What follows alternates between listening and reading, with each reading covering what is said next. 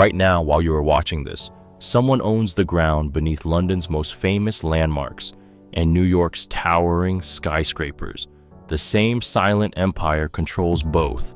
But here's what nobody's talking about.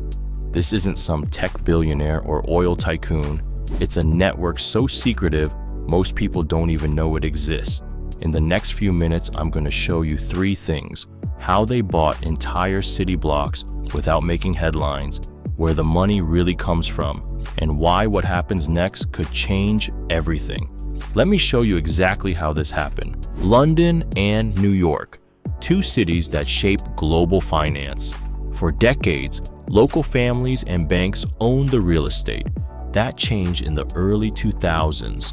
Foreign investors started buying property quietly, strategically. By 2010, something incredible was happening. Entire neighborhoods were changing hands. But the deals never made front-page news. Why? Because the buyers use something called holding companies. These companies hide the real owners. It's completely legal, and it's happening at a scale most people can't imagine. Enter the Meridian Holdings Network. You've never heard of them. That's the point. They operate through dozens of smaller companies. Each one owns buildings, land, and development rights. Together, they control an estimated $40 billion in prime real estate. That's more than some countries' GDP. Their properties sit in Mayfair, Belgravia, Manhattan, and Brooklyn. The people walking past these buildings every day have no idea. They're standing on land owned by one silent empire. Now here's where things get really interesting. The Meridian Holdings Network doesn't just own buildings. They own the land under your favorite coffee shop, the mall where you shop, the office where people work. In London's Mayfair alone, they reportedly control over 200 properties. That's an entire district. In New York, their portfolio includes luxury apartments worth $15 billion. How did they do it? Timing and patience. After the 2008 financial crisis, property prices crashed. Banks needed cash fast. Meridian stepped in. They bought distressed assets at 40 to 50% below market value. Then they waited. As cities recovered, property values soared. What they bought for $100 million is now worth $300 million. But here's the clever part. They never sell. They lease. Long-term leases mean steady income for decades. The buildings generate rent. The land increases in value. It's a double win. And because they operate through shell companies, tracing ownership is nearly impossible. Most tenants don't know who their real landlord is. You could be paying rent to Meridian right now and never know it. But if you think that's crazy, wait until you hear this. The money behind Meridian doesn't come from one source. It comes from sovereign wealth funds.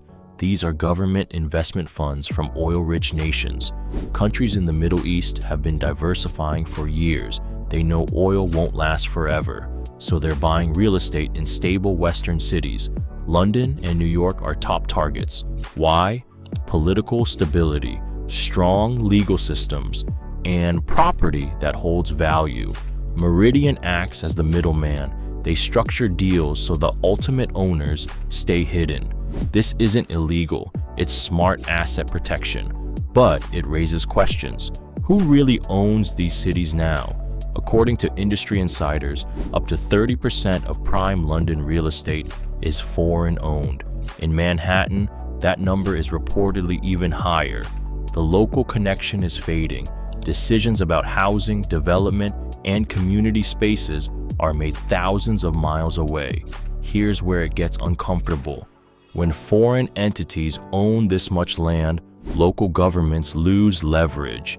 They can't easily regulate or tax what they can't trace. Some experts argue this creates a shadow economy. Money flows in, property values rise, but locals get priced out. The average person can't afford to live where they grew up.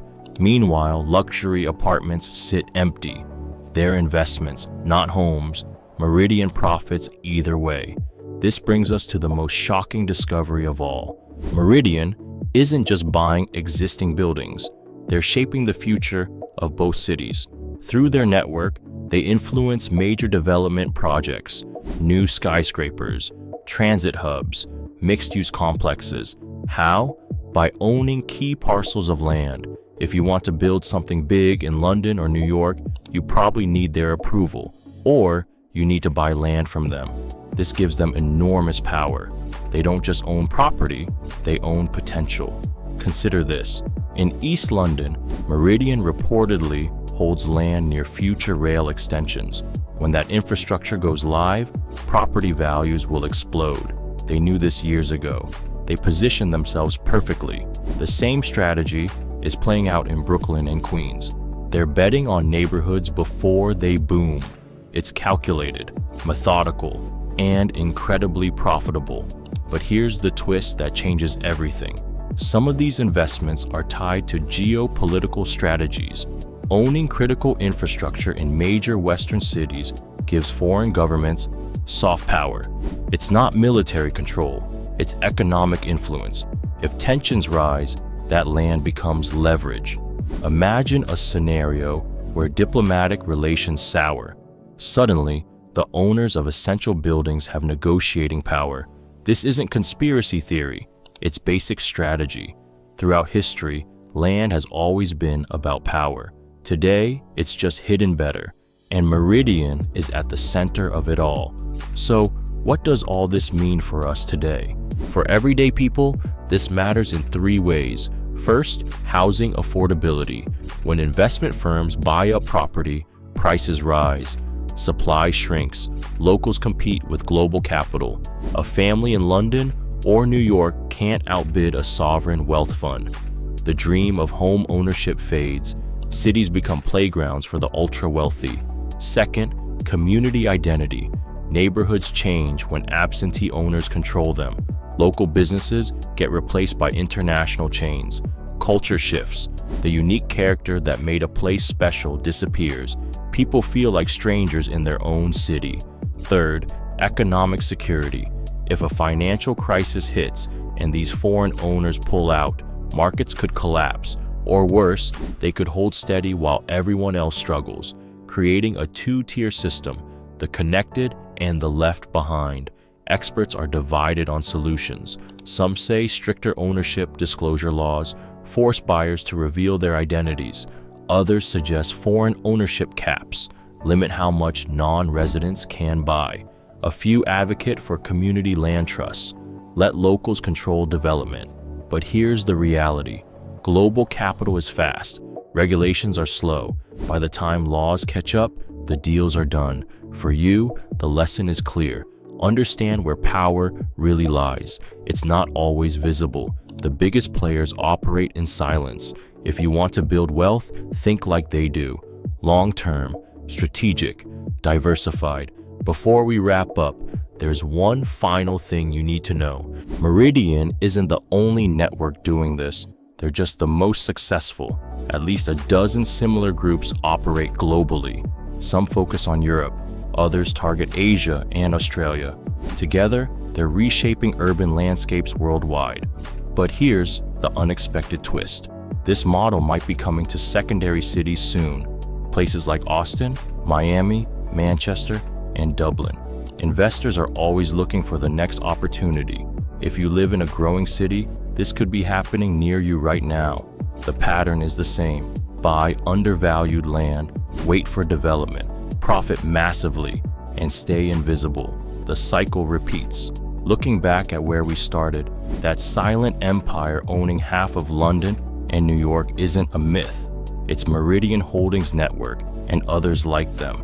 They've mastered the art of hidden wealth, and they're not slowing down. The question isn't if this will continue, it's how far it will go, and whether anyone will stop it.